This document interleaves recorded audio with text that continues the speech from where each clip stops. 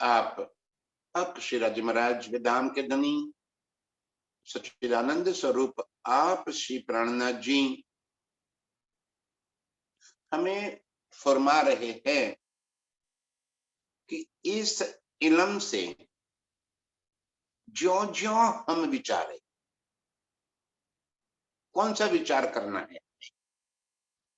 जब हक के इल्म ए दिया तहकीक कर रूह को तुम, ये इल्म राज्य ने निश्चित रूप से हम रूहों के वास्ते दे दिया और किसी के वास्ते नहीं आए, सिर्फ अपनी रूहों के वास्ते। अब इसी बात को मन वचन और कर्म से, कर मनसा वाचा कर्म, और गहराई से इन बातों को सोचो, इस इल्म के बारे में सोचो। और जैसे जैसे हम सोचते जाएंगे उस इल्म के बारे में, जो मेरे प्रीतम ने मुझे दी बातें हैं उसके बारे में तैसे तैसे निश्चित होता जाएगा, तहकीक होता जाएगा। क्या तहकीक होता जाएगा? कि इस खेल में मेरा कोई बल कभी कहीं भी चलता नहीं है। जो कुछ भी करते हो करवाते हो वो आप है, आपकी मर्जी है। मेरे भीतर जो भी परिवर्तन होते हैं, कोई बात मेरी समझ में आती है तो भी आपकी मर्जी से। आप कब क्या कहलाना चाहते हो आप जानो। अब मुझ में मेरा पना न रहे, अब मुझ में मेरे पना मतलब क्या, मेरी मैं रही ही नहीं। अब ये बात समझ में आ गई कि जो कुछ भी करते करवाते हो वो आप है। मेरे भीतर कौल फैल हाल भी है तो वो आपकी वजह से है। अब एक कौल क्या है? तो कौल कहते हैं कहनी को। कहनी माने क्या? पढ़ना, लिखना, सुनना, ये सारी बातें आ गई कहनी में। हमने 100 बार यदि ये वाणी को पढ़ लिया और एक शब्द के ऊपर भी विचार न किया, एक शब्द को भी भीतर न उतार लिया, तो 100 बार पारायण करने के बावजूद भी वो सिर्फ कहनी रह गई। उसे कोई फर्क नहीं पड़ेगा, उससे कोई फायदा नहीं होगा। क्या फर्क पड़ेगा? कितनी भी बार आप रट लो इसको, ये रट्टा लगाने की चीज थोड़ी है कि हमने कंठस्थ कर दिया, तारतम कंठस्थ कर दिया और चीजें कंठस्थ कर दी और बोलते चले जाएंगे। इस बात को आप कहाँ उपयोग करते ये भी नहीं सोचते हैं। ये सारी बातें हो गई कहनी। हमने तो विरह के प्रकरण कंठस्थ कर लिए, मेहर सागर कंठस्थ कर लिए, तारतम कंठस्थ कर लिया, अर्जिया कंठस्थ कर ली। क्यों? क्योंकि जब भी इस संसार की कोई तकलीफें आए, वाह, तब हम मेहर सागर करेंगे कि राजी हम पर मेहर कर दो। तब हम विरह के प्रकरण करेंगे ताकि हमारी सारी तकलीफें दूर हो जाए। जरा और गहराई से सोचो कि वो तकलीफ देने वाला कौन है, वो क्यों तकलीफ दे रहा है हमें? ताकि कैसे भी करके वो हमें अपनी ओर खींचना चाहता है और हम है कि उससे दूर भागना चाहते हैं, वो भागने नहीं देगा। ये सारी बातें आगे कहनी। बोला, लिखा, पढ़ा, सुना या रट्टा लगा दिया, कंठस्थ कर लिया, सारी बातें आ गई कहनी। कॉल। अब कॉल से फैल में आ जाना है। तो फैल क्या है? कि ये बातें जब हमने पढ़ी, सुनी, तो उसके बाद उसके ऊपर हम अमल करें, रहनी में आ जाए, उस बात को कहते हैं फेर। जैसे हमने ये कह लिया कि मैं ब्रह्म सृष्टि हूं, राज्य के हुक्म से हमें ये बात तो दिल में बस गई कि मैं ब्रह्म सृष्टि हूं, मैं राज्य की अंगना हूं, ये दावा ले लिया हमने, हुज्जत ले ली। लेकिन सिर्फ हुज्जत लेने से क्या होगा? कल उठ के मैं कह दूं कि मैं भारत का प्रधानमंत्री हूं, तो इससे क्या फर्क पड़ेगा कि मैं प्रधानमंत्री बन गया? कहने से कुछ नहीं होता। जब मैंने दावा ले लिया कि मैं ब्रह्म सृष्टि हूं, तो जो ब्रह्म सृष्टि के लक्षण है, ब्रह्म सृष्टि की जो रहनी है, वो मुझ में आनी चाहिए। तब मेरे भीतर मेरे गुण, अंग, इंद्रियां बिल्कुल निर्मल हो जाए। मेरे भीतर सिर्फ सिर्फ सिर्फ प्रेम बसे, प्रेम के और सिवा कुछ भी न हो। किसी से न क्रोध, न ईर्ष्या, न द्वेष, न वैर, न जैर, कोई बात न हो। यही तो ब्रह्म सृष्टि के लक्षण है। बिल्कुल निर्मलता, सबका भला चाहे, किसी का बुरा न चाहे, एक अपने प्रीतम के सिवा और कहीं नजर न हो। जहां जो भी मिला उसमें वो संतुष्ट रहे, कभी किसी से कोई बात की याचना न करे। राज्य से भी कोई याचना नहीं चाहिए। इंद्रावती ने कैसा कह दिया, न चाहूं मैं बुजरकी, न चाहूं खिताब खुदाए, इश्क दीजिए मोहे आपको, मुझे मेरे यही से मुद्दा है। बस मुझे इसी बात का मुद्दा है, यही मुद्दा है। क्या? कि मुझे आपका इश्क चाहिए, बुजरकी नहीं चाहिए मुझे इस खेल की। न तो मुझे इल्मी बन जाना है, न तो मुझे महाराज बन जाना है, न मुझे ज्ञानी बन जाना है। ये ज्ञान भी मुझे नहीं चाहिए, अपने पास रख लो। मुझे सिर्फ आपका प्यार चाहिए, इश्क दीजिए मोहे आप। ये ब्रह्म सृष्टि के लक्षण, हमारी रहनी परिवर्तित हो जाए। किसी ऐसे इंसानों के संग हम बैठक भी न करें, दोस्ती भी न करें, किसी की और बुराई न करें। क्या पड़ी है हमें? जब एक इल्म हमें समझ में आ जाए, जब वाणी हमारे दिल में उतर जाए, हमने ब्रह्म सृष्टि का दावा ले लिया, इसका मतलब ये हो गया कि राज्य तो हमारे दिल में बैठ गए। अब इतना तो सोचो, जब राज्य मेरे दिल के भीतर बैठ गए हैं, तो मैं कोई भी गलत काम कैसे कर सकता हूं? मैं झूठ कैसे बोल सकता हूं? मैं किसी से द्वेष कैसे कर सकता हूं? कैसे मेरे भीतर अहंकार आ सकता है? राज्य अंदर बैठने के बाद भी तो मैंने राज्य को क्या मेरे भीतर बिठा दिया। यह है हमारी रहनी, पूरी तरह से परिवर्तन हो जाए। इसका मतलब ये नहीं कि परिवार को छोड़ देना है। फिर वही बात, राज्य बार बार इस प्रकरण के अंदर हमें ही समझा रहे हैं कि मैं खुद ही काढ़े का प्रकरण। त्यागना क्या है? भीतरी त्याग करना है, बाहरी त्याग कुछ भी नहीं करना है। बाहरी त्याग करने से क्या फायदा? आपने वस्त्र त्याग दिए, इससे क्या फायदा हो जाएगा? अपने घर त्याग दिया, परिवार को त्याग दिया, इससे क्या फायदा हो जाएगा? कुछ भी नहीं। भीतरी त्याग हो जाना चाहिए कि ये सब कुछ मेरा होते हुए भी मेरा कुछ नहीं। जो जिम्मेवारियां हैं वो निभाते जाओ। बच्चों को पढ़ाना है, शादियां भी करवानी है, परिवार के साथ रहना है, ऑफिस भी जाना है, नौकरी भी करना है, काम धंधा भी करना है। जल में नहाइए, कोरे रहिए। ये सब कुछ मेरा होते हुए भी मेरा कुछ नहीं। ये भीतरी त्याग है।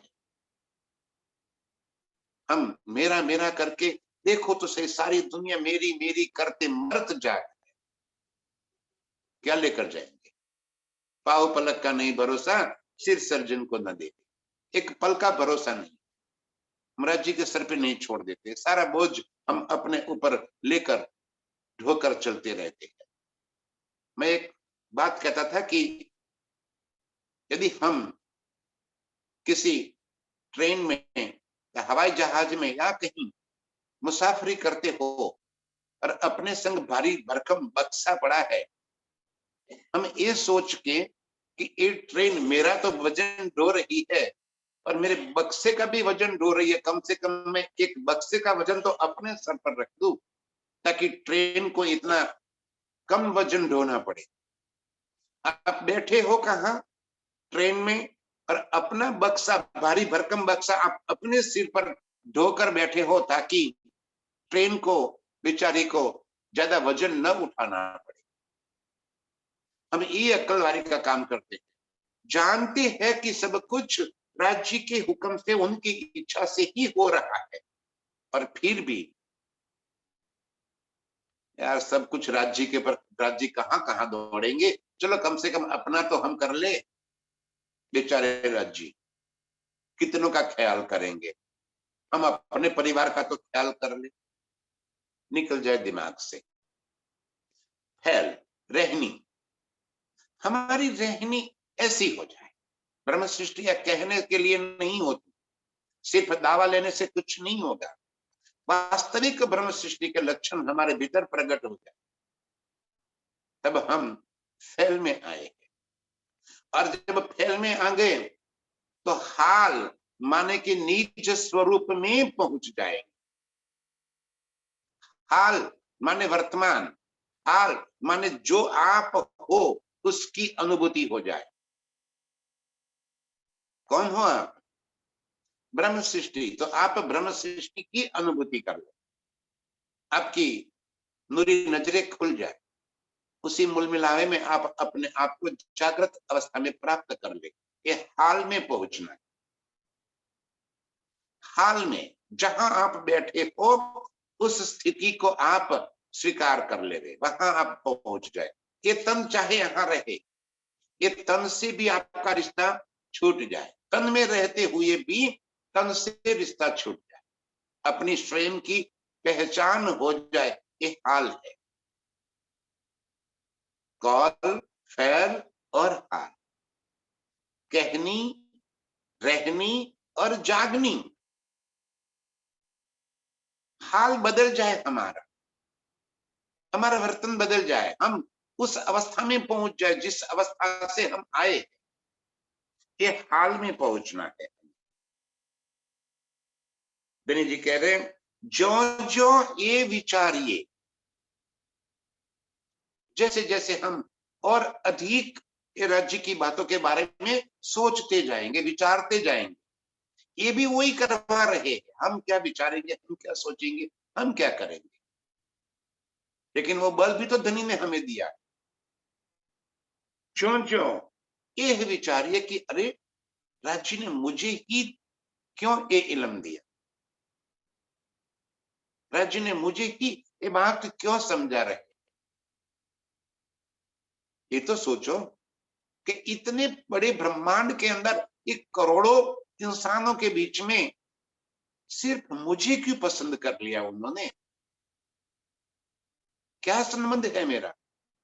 कुछ तो बातें है आपके भीतर जिसकी वजह से हमें ये इल्म मिला, जिसकी वजह से हमें ये बातें सुनने को, समझने को मिल रही है। आज धनी जी स्वयं ही हमें ये बातें समझा रहे हैं, सहूर करवा रहे हैं, हमारे भीतर पहुंचा रहे हैं। हमारे दिलो दिमाग में ये बात भरने का काम भी तो राज्य ही तो कर रहे हैं। जो जो ये विचारिए, मैं तो अबोध अज्ञानी, कैसे एक माया का कीड़ा, रेंगने वाला कीड़ा इस अवस्था में इस संसार के अंदर चल रही थी।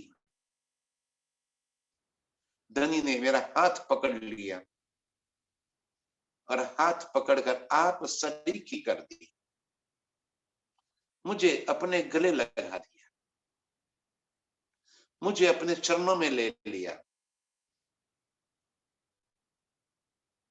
मुझे ब्रह्म सृष्टि का दावा दिलवा दिया। हम भीतर ये तो सोचे, ज्यो ज्यो ये विचारिए तहकीक होता जाए, त्यों त्यों ये निश्चित होता जाएगा, दृढ़ता आती जाएगी। ये मेरे प्रीतम का ही काम है, ये इनका ही बल है। दो शब्द बोलते कर दिए तो मेरे प्रीतम का बल है। कुछ समझने की क्षमता दे दी तो वो भी मेरे प्रीतम का बल है। इनके बल के सिवा कुछ भी नहीं हो सकता। हम एक शब्द न बोलने की ताकत रखते हैं, न एक शब्द सुनने की ताकत रखते हैं, समझने की तो बात ही दूर है। इतनी चर्चाएं होती रहती है, क्यों सभी के दिल में वो बातें नहीं पहुंचती। जितने को धनी पहुंचाना चाहते हैं, जब धनी पहुंचाना चाहते हैं, तब ये बात समझ में आ जाती। ज्यों ज्यों ये विचारिए त्यों तहकीक होता जाए, वैसे वैसे दिल के भीतर ये बात निश्चित दृढ़ होती जाएगी। इत जरा नूर जमाल बिना रूह में कछु ना समाए। इत जरा नूर जमाल बिना रूह में कछु न समाए। दृढ़ हो गई ये बात कि ब्रह्म सृष्टि के दिल में एक अक्षरातीत पूर्ण ब्रह्म, एक अपने प्रियतम के सिवा और कोई बात नहीं समाए।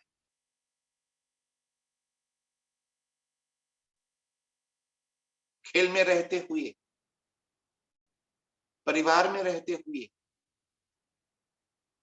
बार बार ये बात मैं समझा रहा। धन जी ने यही कहा, कभी ये बात सोचो कि यदि सब कुछ त्यागने से ही अर्श का सुख मिलता या राज्य मिल जाते, तो हम ये मेहनत क्यों कर रहे भाई? हमें तो बंद कर देना चाहिए काम। यदि कोई एक है कि सब कुछ त्यागने से ही राज्य मिलेंगे, तो हम तो परिवार के बीच में हैं, संसार में हैं, सारी जिम्मेवारियां निभाते हैं, ऑफिस जाते हैं, धन प्राप्त करते हैं, खेती बाड़ी करते हैं, कोई ना कोई काम धंधा रोजगार करते हैं।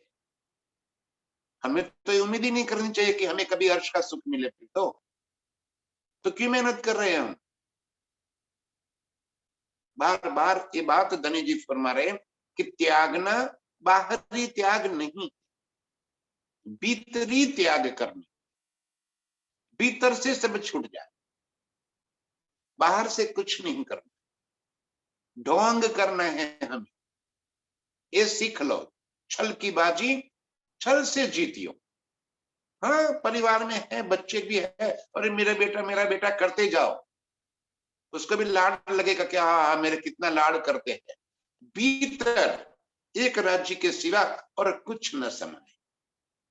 मैं ये नहीं बोल रहा हूं कि झूठ बोलना सिखा रहा हूं, मैं झूठ बोलना नहीं सिखा रहा, लेकिन करोगे क्या?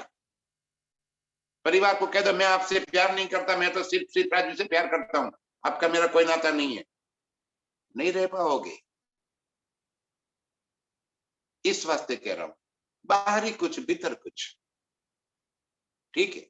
बाहरी सबसे प्यार करते जाओ, भीतर एक राज्य के सिवा कुछ ना। ये छल की बाजी है, करोगे क्या?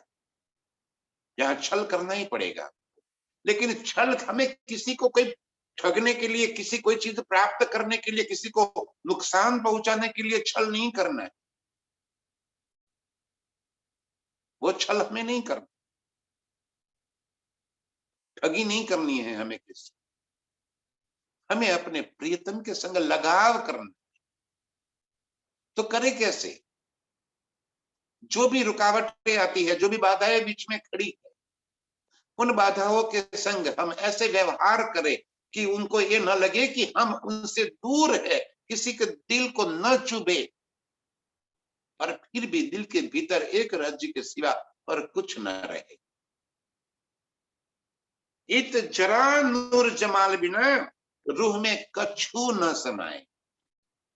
अब ये बात तहकीक दृढ़ हो गई, ये बात मुझे समझ में आ गई, और अब मेरे दिल में एक मेरे प्राण प्रीतम के सिवा और कोई बात कभी भी नहीं समाएगी। रोहे तना आदि तन है हाका। रूहे तन है हादी का, हादी तन है हक। अर्श की हकीकत, अर्श की मारिफत, एक मेरे प्राण प्रीतम उनके दिल में भरे अनंत अनंत सुख और लीलाओं का प्रकट स्वरूप ये हकीकत है। ध्यान से, मारिफत क्या है? एक मेरे प्रीतम का दिल, एक मेरे प्रीतम ही मारिफत है। और मारिफत के दिल में जो गंजान गंज इश्क भरा पड़ा है, अनंत अनंत लीलाएं भरी पड़ी, ये लीलाओं को प्रगट स्वरूप स्वलीला अद्वैत, राज्य के दिल का प्रगट स्वरूप क्या है? स्वलीला अद्वैत। कि एक अर्श में मेरे प्रीतम के सिवा और कुछ है ही नहीं। जब एक मेरे प्रीतम है और लीला करना चाहे तो लीला करे किसके संग? तो अपने संग लीला करने के लिए अपने ही अनंत स्वरूप धारण किए और अपने ही अनंत स्वरूप के संग वो लीला करते हैं। यही तो स्वलीला में है।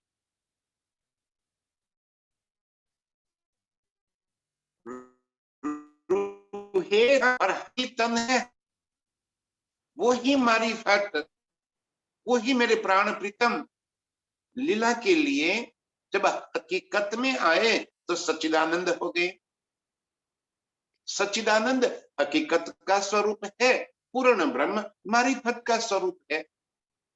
दोनों एक ही है और फिर भी लीला के लिए अलग है। एक होते हुए अलग है, अलग होते हुए एक है। इस द्वैत के संसार में बैठकर अद्वैत को समझना बस यही थोड़ी सी मुश्किल काम है। ये द्वैत है, ये संसार में मैं और तू है, यहाँ पे सब कुछ अलग है, यहाँ अद्वैत नहीं हो सकता। अर्श अद्वैत है, जहां सब कुछ एक रूप है और फिर भी लीला के लिए अलग है। अद्वैत होते हुए भी द्वैत है, वहां हमारा निज स्वरूप है, श्यामा जी का निज स्वरूप है, अक्षर ब्रह्म का निज स्वरूप है, अर्श की अनंत अनंत नियामतों का निज स्वरूप है। पशु पंछी खुबी खुशहाली, वन मोहलाते, जल जिमी वायु तेज आकाश, हर एक के अलग स्वरूप है, हर एक की अलग अलग लीलाएं हैं, और सब कुछ अलग होते हुए भी एक नूरमयी मेरे प्रीतम का ही स्वरूप। ये द्वैत के संसार में ये बातें कैसे समझ आई जाए? यही तो प्रीतम हमें समझा रहा है। ध्यान से सुंदर सच, बहुत बड़ी बात राज्य कहना चाह रहे। अद्वैत अर्श के अद्वैत में एक राज्य ही अनंत स्वरूप धारण किए है। मारिफत स्वरूप अक्षरातीत मेरे प्राण प्रीतम ही हकीकत में सत्य चित और आनंद है। स्वरूप एक लीला दोय, स्वयं ही लीला के लिए अपने दो स्वरूप धारण कर लिए, अक्षर ब्रह्म और श्यामा जी। अब अक्षर ब्रह्म के संग और लीलाएं हैं, श्यामा जी के संग और लीलाएं हैं। एक हुक्म का स्वरूप है, एक आनंद और इश्क का स्वरूप है। एक के संग हुक्म की लीलाएं होती है, एक के संग प्रेम और आनंद की लीलाएं होती है। अब जब प्रेम और आनंद की लीलाएं श्यामा जी के संग होती है, तो श्यामा जी ने अपने ही अनंत स्वरूप धारण कर लिए। राज्य के संग इश्क करने के वास्ते, लाड करने के वास्ते, कि मैं अनंत स्वरूपों से उनके संग प्यार करूं, मैं और जादू और लाड, अधिक लाड करूं और अधिक इश्क करूं। सब कुछ है क्या? तो राज्य का ही स्वरूप। श्यामा जी भी राज्य का स्वरूप और रूहे भी राज्य का स्वरूप, अक्षर ब्रह्म भी राज्य का स्वरूप, जबराइल भी राज्य का स्वरूप, अशराफिल भी राज्य का स्वरूप, अर्श की अनंत न्यामतें भी राज्य का स्वरूप। अच्छा, अब है वहां वहदत। अब वहदत क्या है? तो राज्य के दिल में जो बात आती है, वही बातें अर्श की सभी नियामतों के दिल में, जहां जितना जो कुछ पहुंचाना चाहते हैं, वो तहां तब ही पहुंच जाता है। सब में सब कुछ नहीं पहुंचता। ध्यान से सुंदर साथ जी से समझाऊं मैं। सब कुछ राज्य का ही स्वरूप होते हुए भी राज्य जिसको जितना पहुंचाना चाहते हैं, इतना ही पहुंचता है। सभी का दिल राज्य के दिल के संग जुड़ा हुआ है, और राज्य के दिल से ही सभी के दिल में वो बातें पहुंचती रहती है। हमारे दिल में भी जो कुछ भी उपजता है, वो सारी बातें राज्य के दिल से ही आती है। स्वतंत्र रूप से हम भी वहां अपने दिल में कुछ भी नहीं सोच सकते। वो जितना भेजना चाहते हैं, इतना आ जाता है। ये है वहदत। यदि हमारा स्वतंत्र दिल होता, सब कुछ अपनी मर्जी से होता, समझिए, राज्य के दिल की सारी बातें हम जानते, हमारे दिल की सारी बातें राज्य जानते, तो हमें कभी इस खेल में आना ही ना होता।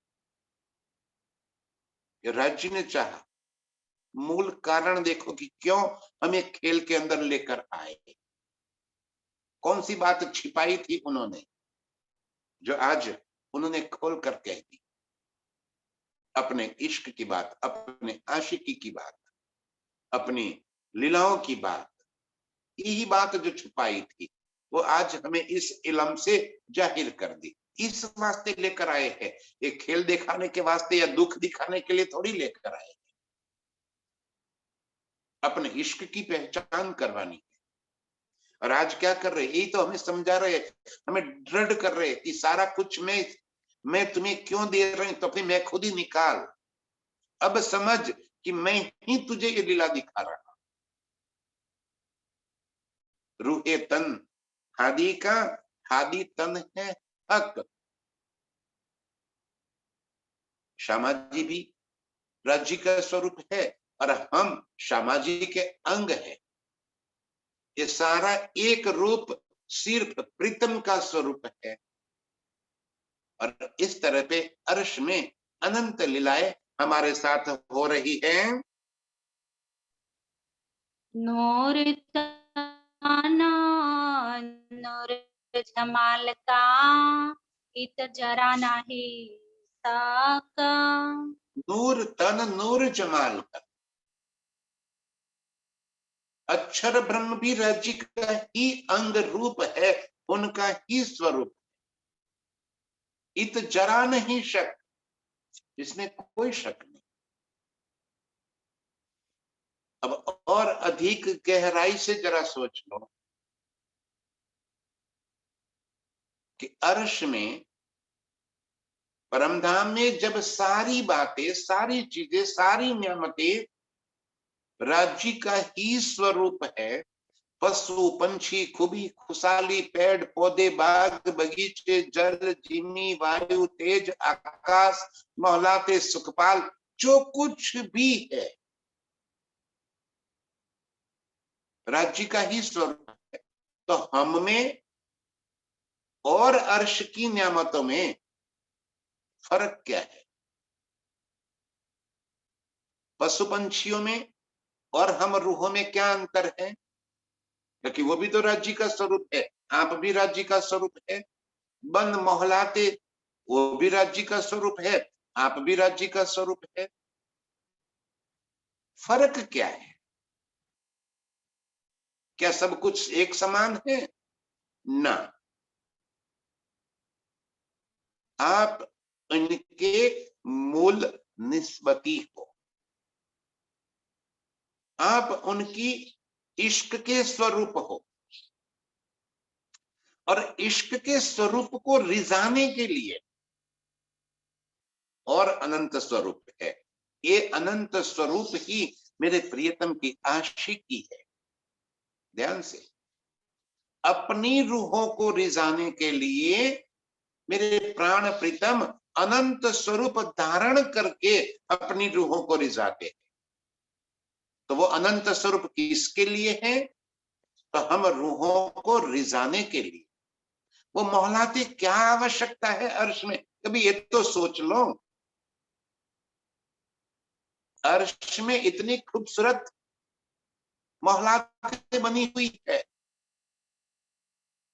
कभी उसकी खूबसूरती के बारे में तो सोचो। जवेरों के महल, इतनी सुंदर जवेरातों से बने हुए,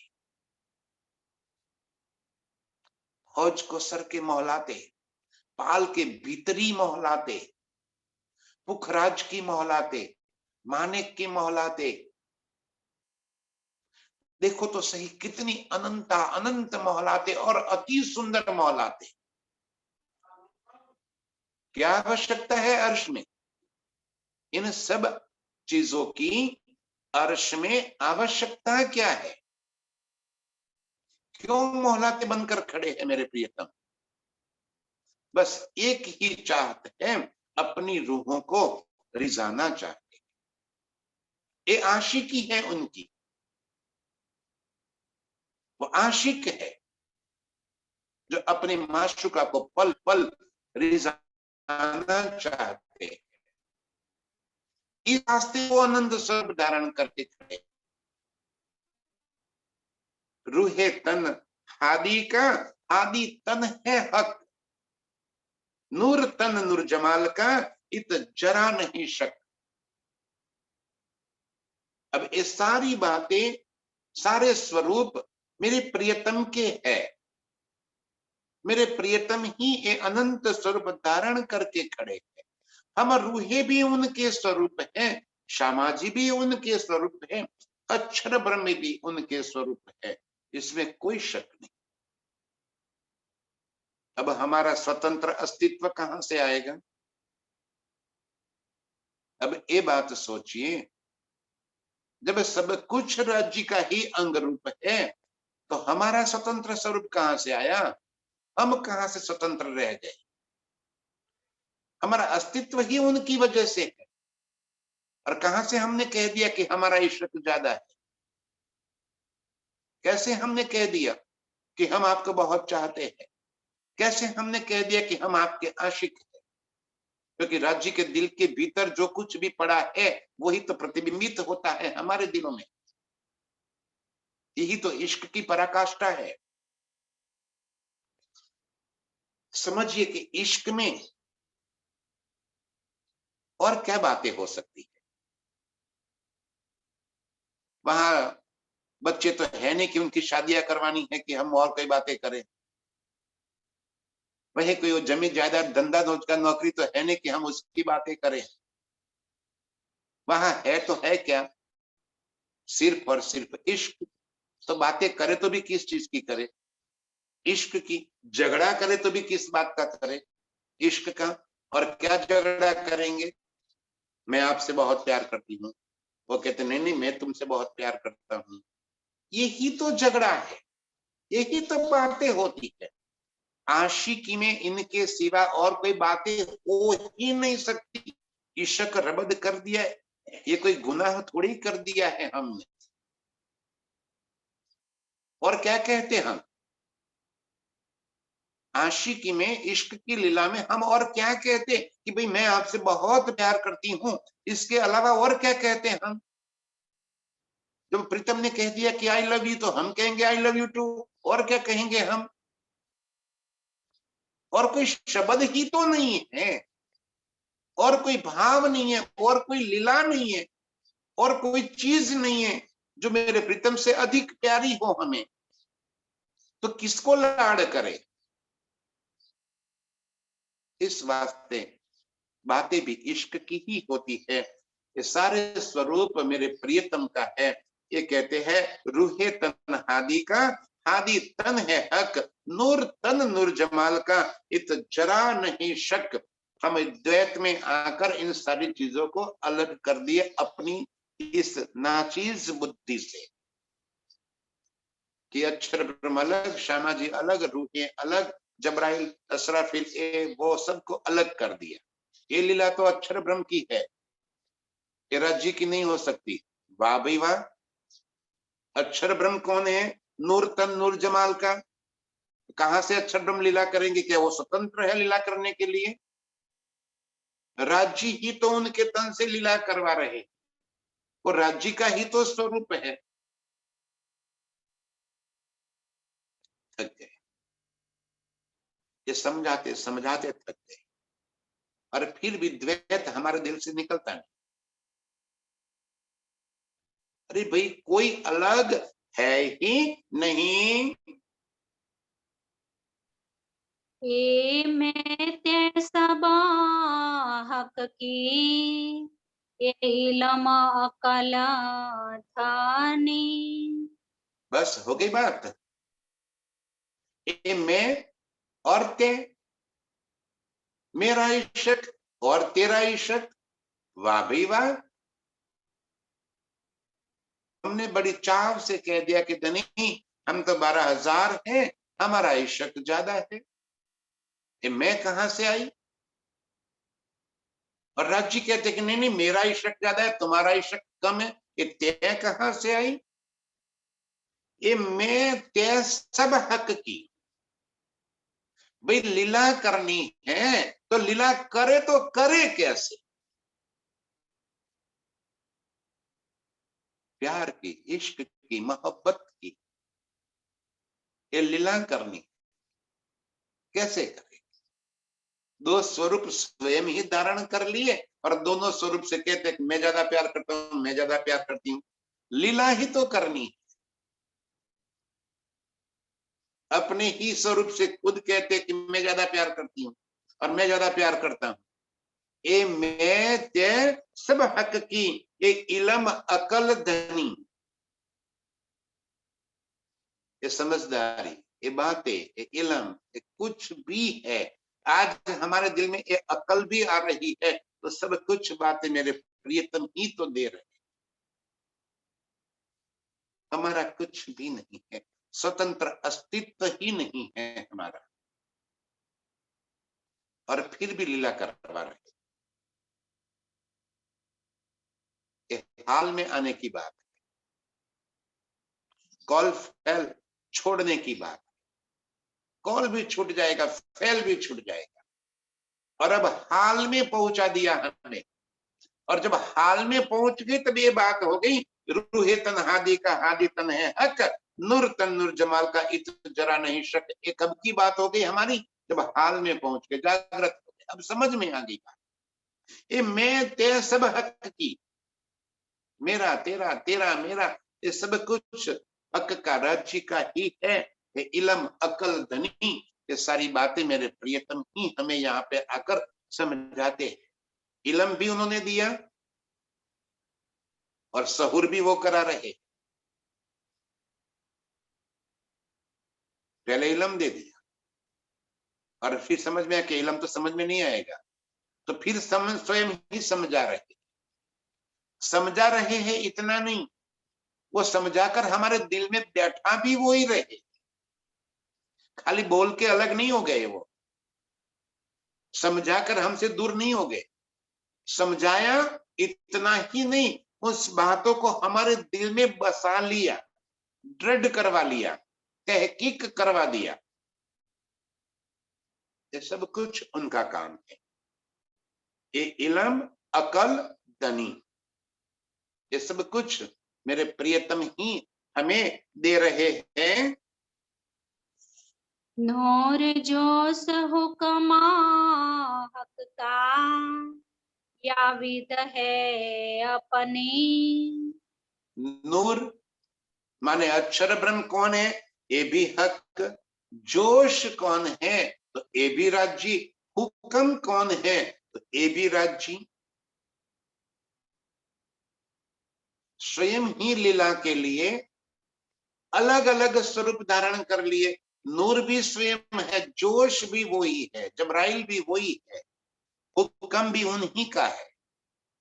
हुक्म माने क्या कोई अलग स्वरूप थोड़ी है।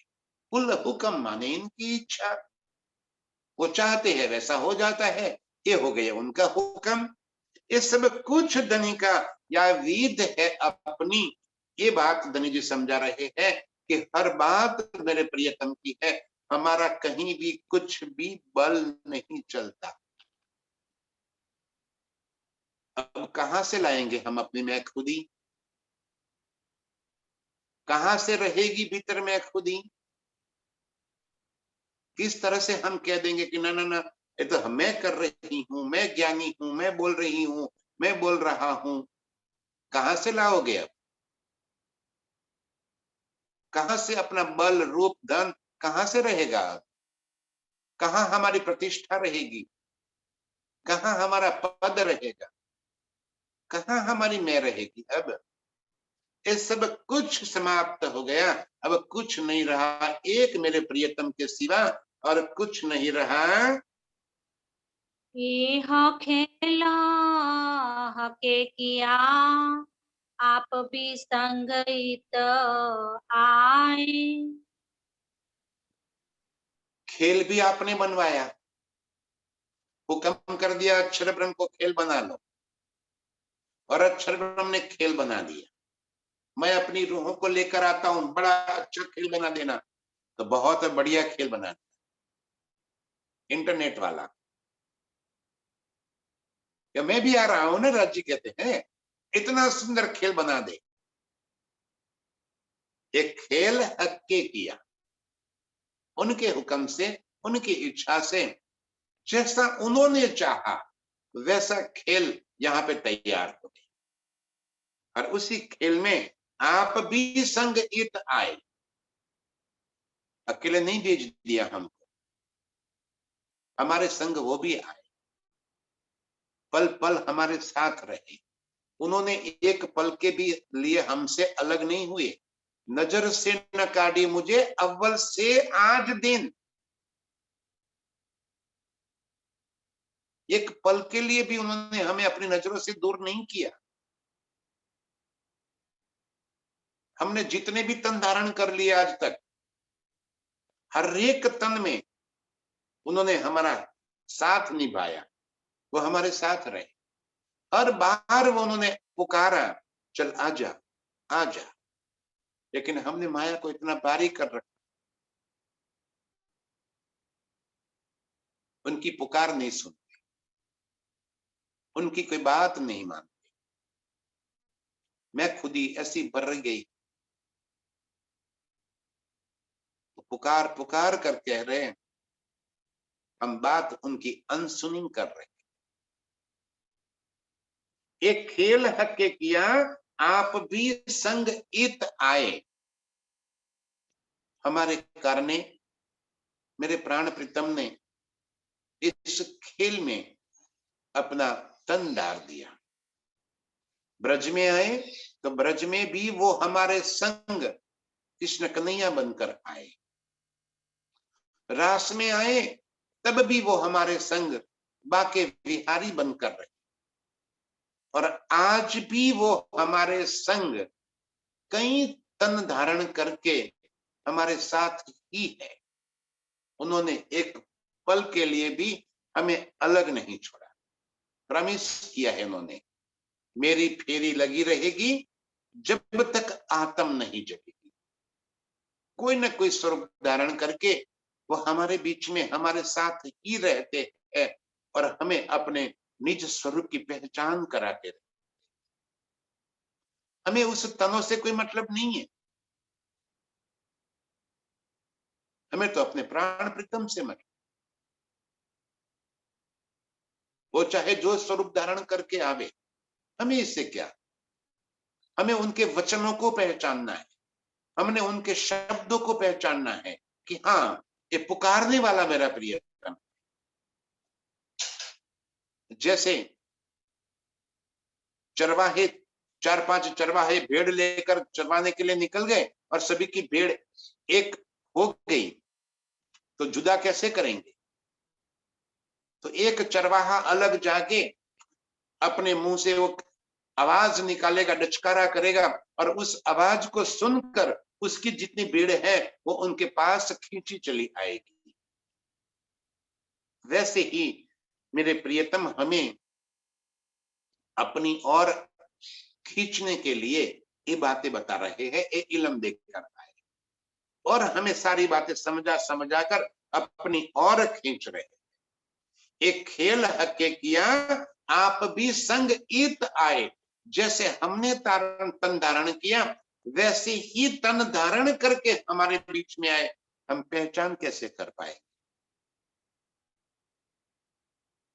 हम तो ये सोच रहे कि परमात्मा राज्य हमारे साथ आएंगे, हमारे बीच में आएंगे तो कोई अलौकिक स्वरूप धारण करके आएंगे, 100-200 फुट बड़ा ऊंचा होगा, बड़ा चमकीला स्वरूप होगा ना। वो हमारे बीच आपके जैसे हमारे जैसे तन धारण करके हमारे बीच में आए और अपनी बातें यहाँ पे कहलवा रहे। हम पहचान ले प्रियतम को कि ये कहने वाला कौन है। एक खेल हके किया आप भी संग इत आए, हमारे संग यहाँ पे हमारे साथ खेल में आए। और इश्क में बैठे दिखाइया, ऐसा खेल बनाए। अर्श में बैठे दिखाइया, लेकर आए हैं खेल में। बिठाए कहाँ है, अर्श में। कैसे लेकर आए हमें खेल में, बिठा दिया मोल मिलावे में। ध्यान से सुंदर साथ जी, हमें कहाँ बिठा दिया है, मोल मिलावे में, अपने चरणों में। और क्या कर दिया उन्होंने, पूरे खेल को अपने दिल में ले लिया। अब हमारी नजरें कहाँ पड़ गई, उनके दिल में। और उनके दिल में क्या चल रहा है, एक खेल। आज ये जो बातें हम कर रहे हैं ना, वो भी उनके दिल में चल रही है। जो बैठ के सुन रहे हैं वो भी उनके दिल में चल रही है, मैं बोल रहा हूं वो भी उनके दिल में चल रहा है। पूरा खेल उन्होंने अपने दिल में ले लिया और मूल मिला में बिठाकर हम रूहों को एक खेल दिखा रहे। उनकी ही इच्छा से, उनके ही हुक्म से अपने निज स्वरूप परात्म की नजर इस खेल के तन के साथ जोड़ दी और हम वहां बैठे बैठे इस तन को अपना तन मानने लगे और इस तरह से हमारी सुरता खेल में आ गई। अब कैसे बतावे, खेल में कछु आया नहीं, न कुछ जाएगा। मूल स्वरूप हमारा कभी भी खेल में नहीं आ सकता, तो खेल में आया क्या, हमारी नजरें सुरता यहाँ पे आई। हम बैठे कहाँ है, मूल मिलावे में, उनके चरणों में। वहां बैठते हुए उनकी नजर यहाँ पे पहुंच गई और इस खेल के इस तन को उसने अपना मान लिया। फिर न तो वहां से कुछ यहाँ आया, न यहाँ से कुछ जाएगा। जैसे हम अपने घर में बैठकर अपने टीवी सेट में दुनिया में कहीं भी चल रही किसी भी चीज को, किसी भी प्रोग्राम को लाइव टेलीकास्ट अपने घर में बैठकर देख रहे, तो हमारी नजरें कहां पहुंच गई? फिर समझा रहा हूं। जैसे ऑस्ट्रेलिया में क्रिकेट मैच चल रही है और हम अपने घर में बैठकर टीवी पे उस मैच को देख रहे हैं, तो हमारी नजर कहां पहुंच गई? ऑस्ट्रेलिया में। जबकि हम बैठे हैं अब हमारी ऑस्ट्रेलिया में। ऑस्ट्रेलिया कहां आ गया? अपने घर में। उस टीवी सेट में ऑस्ट्रेलिया अपने घर में आ गया और हमारी नजरें कहां पहुंच गई? ऑस्ट्रेलिया में। और वहां पे जो खिलाड़ी खेल कर रहे हैं, उन खिलाड़ियों के संग हमारा दिल जुड़ गया और वो बैट लेके बैटिंग करने के लिए खड़ा है और हम यहाँ पे चिल्ला रहे, ए चौका लगा दे, खेल जरा, खेल जरा। अरे हम यहाँ बैठे बैठे उसको कोई सुनाई थोड़ी दे रहा है। हमारी सुरता को उसके साथ लगा दिया और हम समझने लगे कि मैं स्वयं क्रीज पे बैटिंग करने के लिए खड़ा हो गया। ध्यान से, अर्श में बैठे दिखाइया ऐसा खेल बनाए, वहां बैठे बैठे हमें हमारी सुरता को इस खेल में पहुंचा दिया और हम परमधाम में बैठे बैठे इस तन के माध्यम से होने वाली लीला को अपनी लीला समझने लगे। जैसे मेरा नाम जयंती है, परात्म की नजर जयंती के तन के साथ जुड़ गई, तो परात्म अपने आप को क्या कहने लगी कि मैं तो जयंती हूं। अब जयंती के दिल में जो कुछ भी बात होती है, वो सारी बातें परात्म के दिल में पहुंचती है और वो ये समझती है कि मैं खेल को देख रही हूं, मैं खेल के भीतर का हूं। अब उसकी नजर खुलवानी है, तो कैसे खुले? तो राज्य खेल में आ गए और खेल में आके जयंती के पास पहुंच गए और उसको कहते हैं कि तू जयंती नहीं है, तू तो मेरी ब्रह्म सृष्टि है, तू परमधाम की है। कि अपने निज स्वरूप को याद कर ले, मूल मिलावे को याद कर दे, कैसे वहां बैठे हैं, कैसे इष्ट की लीला है, हैं? जैसे ही मेरे दिल में ये बात आ गई, परात्म जागृत हो गई। कितना सरल मार्ग और फिर भी कितना मुश्किल काम है।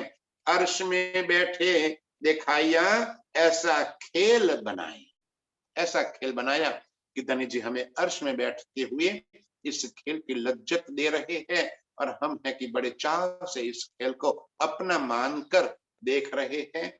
बस इसे अपना मानकर छोड़ दे, ये हमारा नहीं है, इससे हमारा कोई रिश्ता नहीं है। अपने निज स्वरूप को याद कर ले, प्रियतम के इश्क को याद करके अपने निज स्वरूप में हम जागृत हो जाए। मैं खुद ही हमारी टूट जाए, बस तुम ही हो, आपके सिवा और कुछ नहीं हो, ये बात हमारे दिल में दृढ़ हो जाए। ऐसे ही प्रियतम के चरणों में अपने मैं खुद ही टाल कर रहने वाली अर्श की सभी रूहों के चरणों में कोटि कोटि प्रणाम।